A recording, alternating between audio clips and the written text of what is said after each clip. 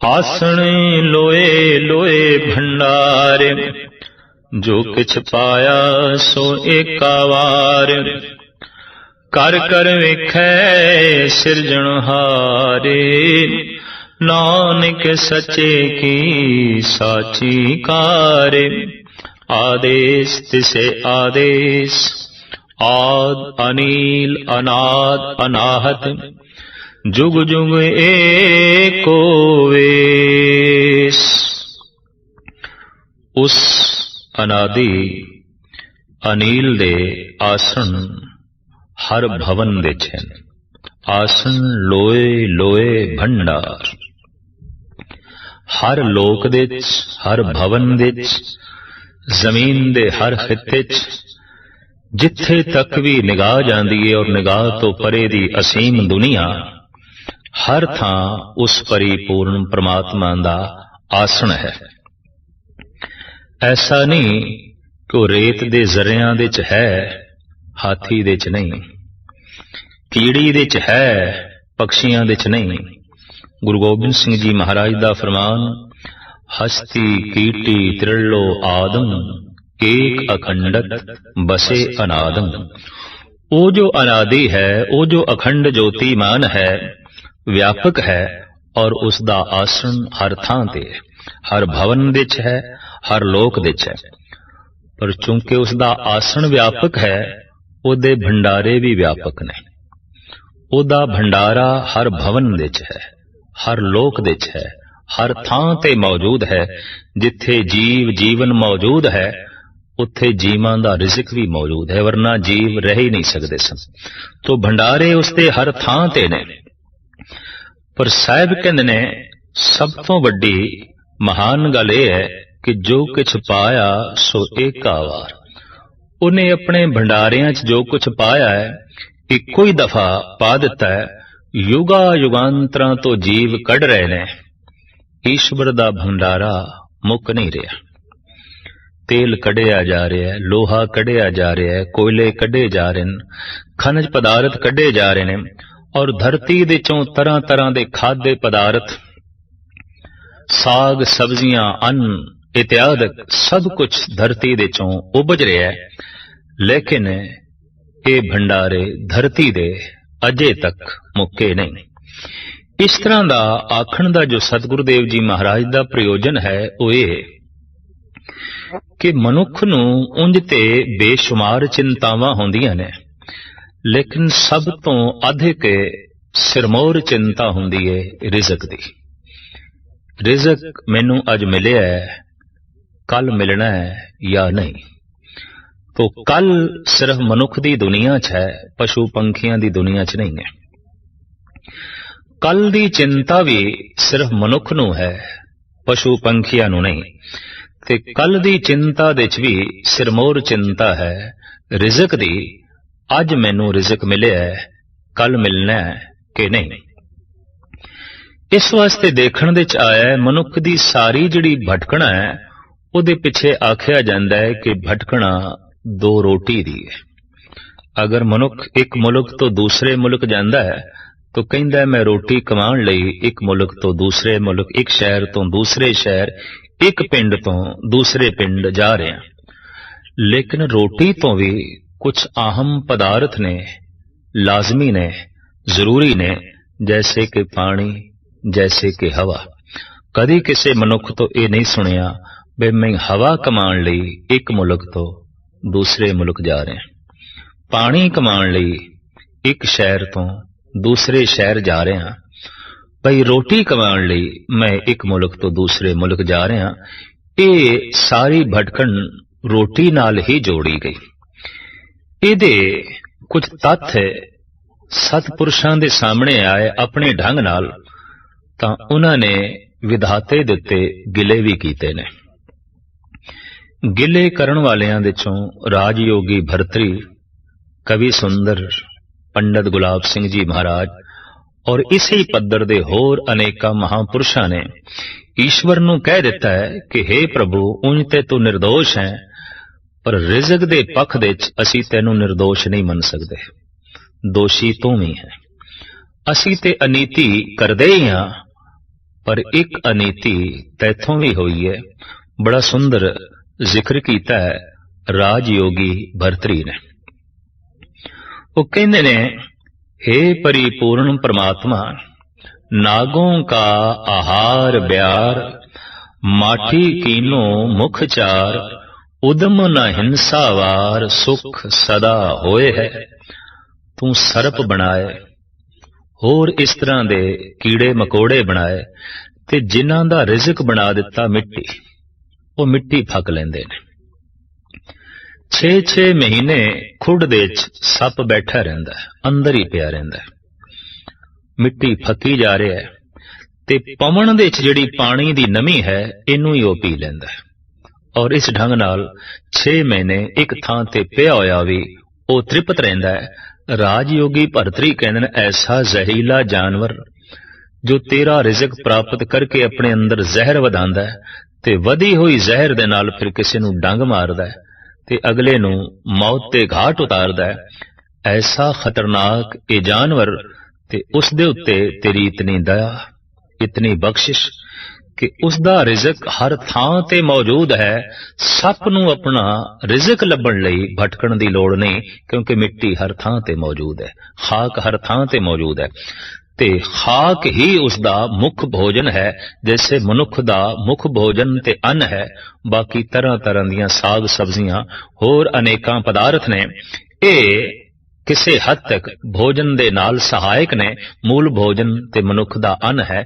मूल भोजन सरप दा केवल खाक है, मिट्टी है, बाकी ते ओ भोजन नूं स्वादल बनाण दे वसीले ने, वरना मुख भोजन सरप दा खाक है ते खाक हर थां ते मौजूद है।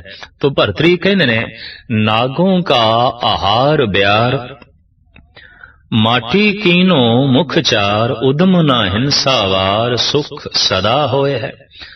रिजक दे मामले च सप नूं सदीवी सुख, न भटकना, न हिंसा, न उपराले, न कल दी चिंता, अंकुर त्रिड़ाद सुदा सो प्रसाद पावे, पशु अहलाद धार धरा सोए है। फिर हे कादर करीम, तू कुछ चौपाए जानवर जंगलां दे च बना दिते ते उन्हां दा रिजक बना दिता, तिनके इत्यादक घास फूस, बेरियां दे पत्ते, दरख्तां दे पत्ते, ते ये भी बड़ी आसानी नाल जंगलां दे च उपलब्ध ने, जिहदे लई कोई हिंसा उद्यम ते कोई बहुत कष्ट नहीं सहारना पैंदा। सुभावक ही ये सब कुछ उन्हां नूं प्राप्त हो जांदा है। हिरन ने, नीलगाय ने, सांबर ने, चित्तल ने, इस तरह दे चौपाए जानवर घास खा लेंदे ने, अंकुर त्रिड़ाद खा लेंदे ने, और इस सुभावक इन्हां पदार्थां नाल जंगलां दे जंगल भरे पए ने, जिहदे लई उन्हां नूं कोई विशेष उद्यम नहीं करना पैंदा। भरतरी कहंदे ने, रची नरों की बिद, जो ना बिना वित, रंडी पूत सम ताहे, दंडी नाहे कोय है। तू मनुख दा रिजक ऐसा बना दिता कि बिना उद्यम, बिना परिश्रम, बिना धन, बिना वसीलियां तो रिजक लभना बहुत औखा, बहुत औखा है। और हे प्रभु, ये तैथों इतनी वड्डी अनीति हुई है कि मैं आखांगा, रंडी पूत सम ताहे, दंडी नाए कोय है। तू ते रंडी दा पुत्र है, तेनू कोई दंड देण वाला ही नहीं है। काश तैनू कोई दंड देंदा, तैनू कोई समझांदा, ते ये जिहड़ी अशरफुल मुखलुकात है जीवां दे च, ये जिहड़ा सिरमौर जीव है मनुख, रिजक दे मामले च तू इतना वड्डा अन्याय ना करदा। हूबहू इस तरीके नाल कवि सुंदर दी रचना दा एक बोल है कि कव सुंदर पेट दियो बड़ पाप कियो। जिथे भरतरी कहंदे ने, हे प्रभु, तैथों एक बहुत वड्डी अनीति ते भुल होई है, उत्थे सुंदर कहंदे नहीं, भुल नहीं, बहुत वड्डा पाप होया है। हे परमात्मा, तू मनुख दा पेट बना दिता ते मनुख दा बहुत सारा समा उपजीविका लभण दे ची नष्ट हो गया। इन्ना कीमती दिमागे लैके आया, इंद्रे लैके आया, इन्ना सोना जिस्म लैके आया, ते समा शरीर दिमाग सारा नष्ट हो गया रिजक दी तलाश दे च, रोटी दी तलाश दे च। हूबहू इन्हां ही महापुरुषां दी कतार विच खड़े ने पंडित गुलाब सिंह जी महाराज निर्मले। वो कहंदे ने, बिद एक अनीत अनीत रची शुभ संतन के तन पेट लगायो, अत दीन मलीन दुखी नर जो तिनके ग्रह भीतर भीख मंगायो। हे प्रभु, जे तू पेट लाना ही सी ते कम से कम उन्हां दा लांदा जो सिर्फ पेट पूर्ति वास्ते ही जी रहे ने, पर जो तेरे नाल जुड़ना चाहते ने, नाम रस मानना चाहते ने, तो उन्हां दा पेट क्यों लाया?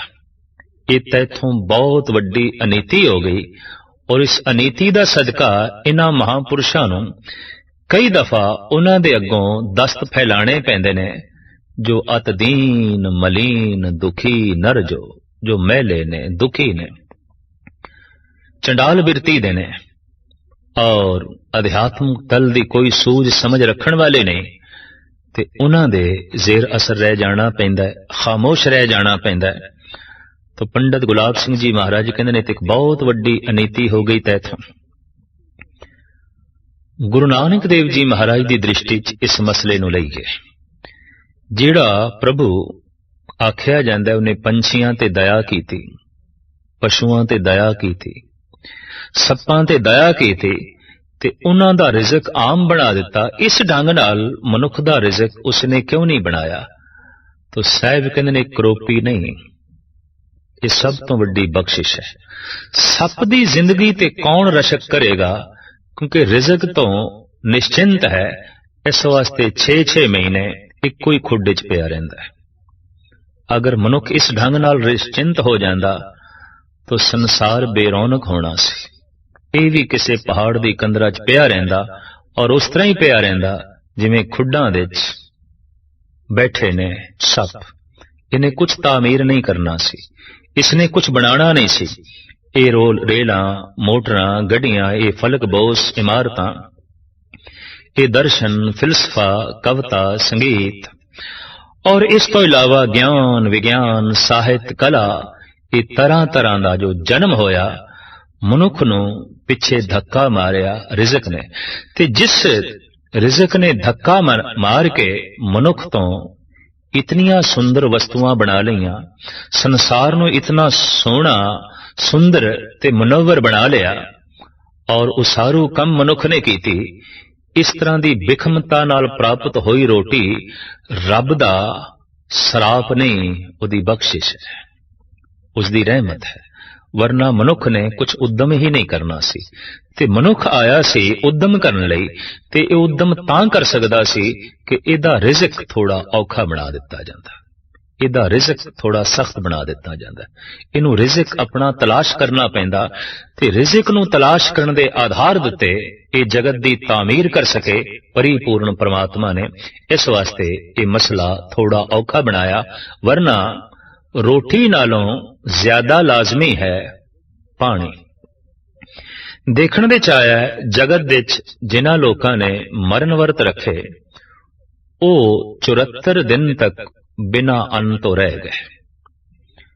तो एक सबूत मिल गया कि ये शरीर 74 दिन तक रोटी तो बिना रह सकता है। लेकिन जिन्हां ने मरण वर्त रखे, वो पानी दिन विच 8 दफा पींदे सन। पानी दा त्याग नहीं, अन्न दा त्याग। पानी दा त्याग एक दिन भी करना औखा, रोटी दा त्याग 74 दिन कीता जा सकता है। या इस तो कोई होर शक्तिशाली आया तो इस तो वध दिन भी वो भुखा रह सकता है, लेकिन पानी ते दिन विच कई दफा चाहिए। तो रोटी नालों पानी ज्यादा कीमती। लेकिन गजब की गल यह है कि पानी प्राप्ति लई इतनी बिखमता नहीं है, सहूलियत है। दरिया वगदे पे ने, अन्न दे दरिया नहीं वग रहे, पानी दे दरिया वग रहे। अन्न दे सागर नहीं ने, पानी दे सागर ने।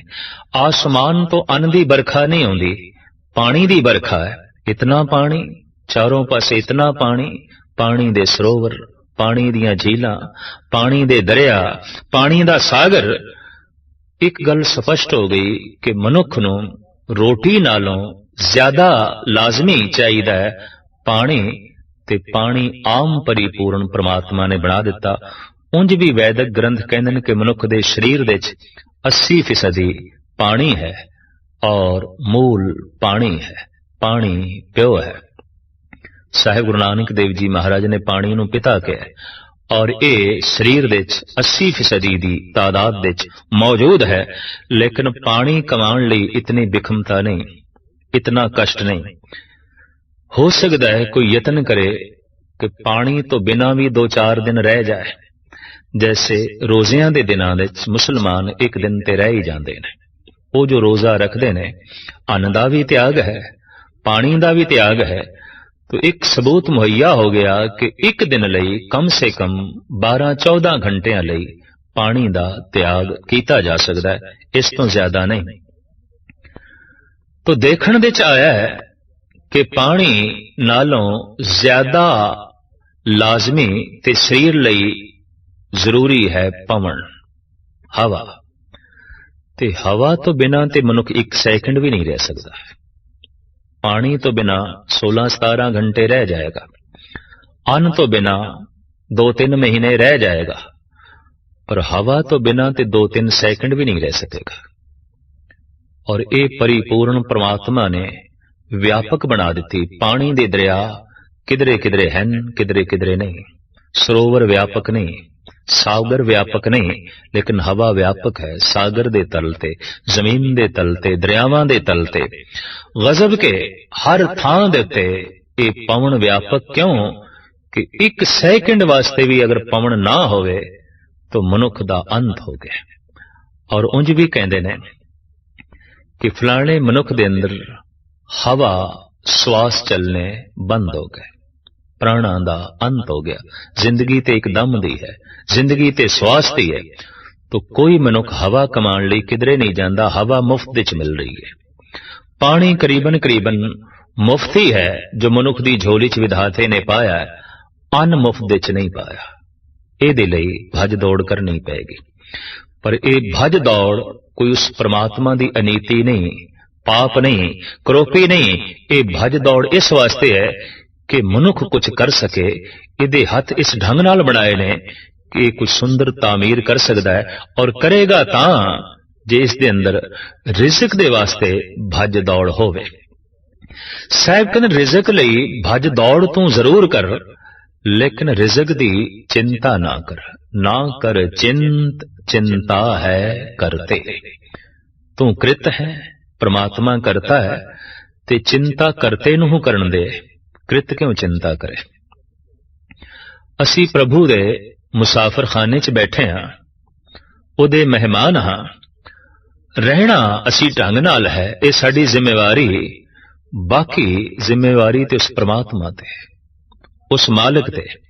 साहिब श्री गुरु नानक देव जी महाराज दा एक बड़ा कीमती वाक कि सो करता चिंता करे जिन उपाया जग।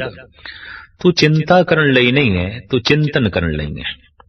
ते चिंतन करन वाले मनुखा ने कला नू जन्म दिता, साहित्य नू जन्म दिता, संगीत नू जन्म दिता, ज्ञान नू जन्म दिता है, विज्ञान नू जन्म दिता, धर्म नू जन्म दिता, आत्मिक शांति नू जन्म दिता।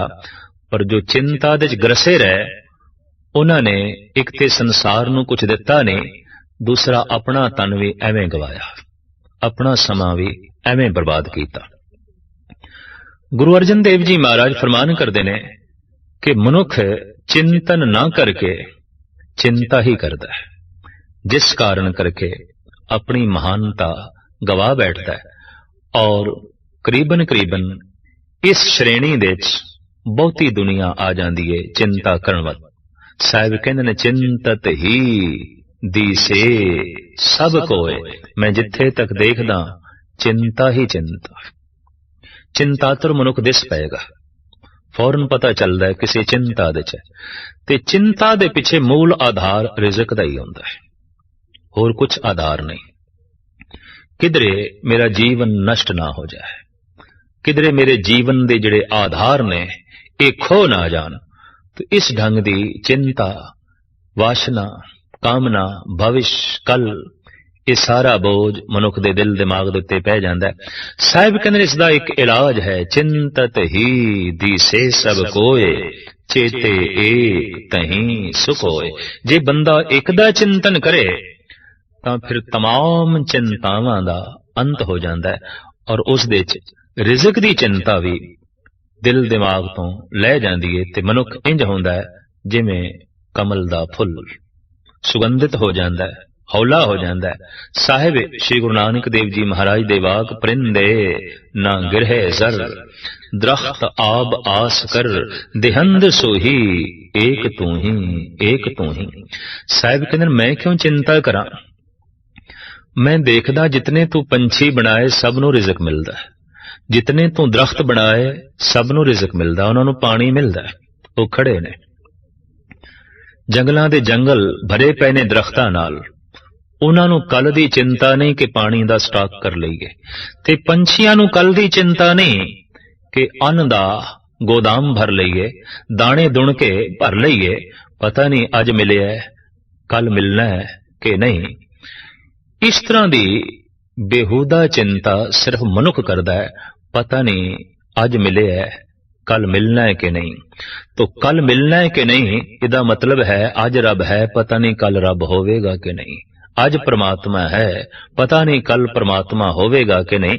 तो गुरु नानक देव जी महाराज दा इस पावन पवित्र पौड़ी दे फरमान कि परमात्मा दा आसन हर थां ते है, और हर थां ते उसदे भंडारे ने, ते उसने अपने भंडारियां दे च जो कुछ पा दिता है इक्को ही दफा पा दिता है। जुगा जुगांतरां तो जीव उन्हां भंडारियां दे चों कढ़ रहे ने, भंडारा मुक्कण दे च नहीं आ रहा, और ना ही मुकना है, जीव मुक जांदे ने। जिंदगी दा अंत हो जांदा है, रंग रूप रस दा अंत नहीं आउंदा, जगत दे पदार्थां दा अंत नहीं आउंदा, पदार्थ ते त्यों दे त्यों मौजूद रहिंदे ने।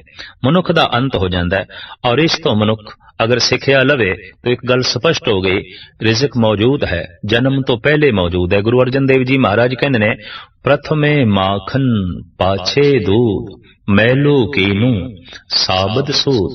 तेरा जन्म बाद दे च होया ऐ मनुख, मां दे अस्थन परिपूर्ण परमात्मा ने पहले बनाया, और उस दे च दुध भी पहले बनाया। तेरे जन्म तो पहले बनाया, इस तो शिक्षा क्यों नहीं लैंदा कि रिज़्क पहले है, जीवन बाद दे है। विधाते ने रिज़्क दी तामीर पहले कीती है, जीवन दी तामीर उसारी उसने बाद दे कीती है। तो महाराज इत्थे फरमान पे करदे ने, इक्को ही दफा उसने बरकत दे नाल भंडारे भज दिते ने जो अज तक भी मुक्कण दे च नहीं आए। कर कर वेखे सिरजनहार, सिरजन करन वाला परिपूर्ण परमात्मा अपनी साजी हुई सृष्टि नूं बना बना के वेखदा है, बना बना के देंदा है, बना बना के रिज़्क समाई जा रहा है। सिर सिर रिज़्क संभाहे ठाकर, काहे मन भौ करया। इस संबंध च क्यों भयभीत होना है, वो हर एक दे सिर ते खड़े है, और सब तो वड्डा राज़क रहीम है। गुरु गोबिंद सिंह जी महाराज फरमान करते ने, रोजी देहिंद है कि राज़क रहिंद है, करीमुल कमाल है कि हुस्नुल जमाल है। हे परिपूर्ण परमात्मा, तू जिथे अनंत दातां दे देण वाला है, रिज़्क दे देण वाला है, रोजी दे देण वाला है। तो जीवां नूं बना बना के कर करके वो सिरजनहार अपने जीवां नूं वेखदा है, सृष्टि नूं वेखदा है। महाराज फरमान करदे, नानक सचे की साची कार। परमात्मा सच है, उसकी बनाई हुई ये प्रकृति भी सच है, इहदे च नियमावली सारी दी सारी सच है। किधरे भी खामी लभना दरअसल अपनी खामी प्रगट करना है। जैसे कि कह दिता है प्रभु ये तेरी अनीति है, तेरी भुल है। इस तो एक गल स्पष्ट हो गई कि मनुख अपनी भुल सामने रख रहे हैं, प्रभु दी भुल नहीं है।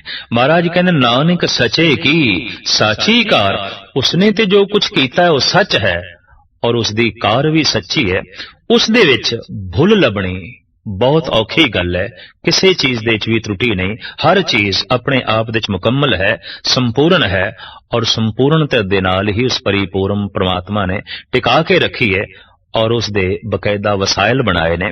आदेश तिसे आदेश, ऐसा जो परिपूर्ण परमात्मा है, नमस्कार है उसमें, सजदा है, आदेश है। किसनूं तो हुण उसदा स्वरूप इस ढंग की उचारण की हुई चौथी पौड़ी की चौथी पंक्ति विच साहिब फरमान पे करते हैं, आद अनील अनाद अनाहद जुग जुग एको वेस। आद जो जगत दा मुढ़ है, अनील जिहदे च कोई दब्बा नहीं, जो पवित्रता दा सोमा है, अनाद जिहदा कोई आद नहीं, जो सारियां दा मुढ़ है, जिहदा कोई मुढ़ नहीं। क्योंकि इत्थे प्रश्न खड़ा हो जाता है, वो सारियां दा मुढ़ है तो फिर उसका कौन मुढ़ है। जैसे पुरानी धारणा सी धरती बैल ते खड़ी है, तो गुरु नानक देव जी महाराज दा प्रश्न बैल किथे खड़ा है। जे आखिए धरती ते खड़ी है, फिर वो धरती किथे खड़ी है। जे आखिए बैल ते खड़ी है, तो फिर वो बैल किथे खड़ा है। इस तरीके दे नाल ते ये प्रश्न चलता ही रहेगा, इसका कोई अंत नहीं होवेगा। साहिब कहते नहीं, इंज ही आख के छुटकारा हासिल हो सकता है। वो सारियां दा मुढ़ है, उसका कोई भी मुढ़ नहीं। आद अनील अनाद अनाहत, जो नाश तो रहत है, जिन्हों नाश नहीं किया जा सकता। जुग जुग एको वेस, जुगां जुगांतरां दे जिदा एको ही वेस है, जिदे बारे गुरु गोबिंद सिंह जी महाराज दा फरमान, ना घाट है ना बाद है, ना घाट बाद होत है। जो घट रहा है, जो वध रहा है, इतनी गल स्पष्ट हो गई कि ये एक रस नहीं है। जुगां जुगांतरां दे इसदा वेस इको नहीं है। बच्चा वध रहा है, पर कदी बगौर मुताला करिए घट भी रहा है। भगत कबीर कहते ने, जननी जानत है सुत बड़ा होत है, इतनक न जाने जे दिन दिन औद घटत है। निश्चित जिहड़ी जिंदगी वो लैके आया है, निश्चित जो साल महीने वो लैके आया है, दिन दिन करके ते घट रहे हैं। ये ठीक है, मां कह रही है पुत्र वड्डा हो रहा है, वड्डा हो रहा है। कबीर करन वड्डा जरूर हो रहा है, पर नाल छोटा भी हो रहा है। जो निश्चित जिंदगी लैके आया है, दिन दिन करके घट रही है। घट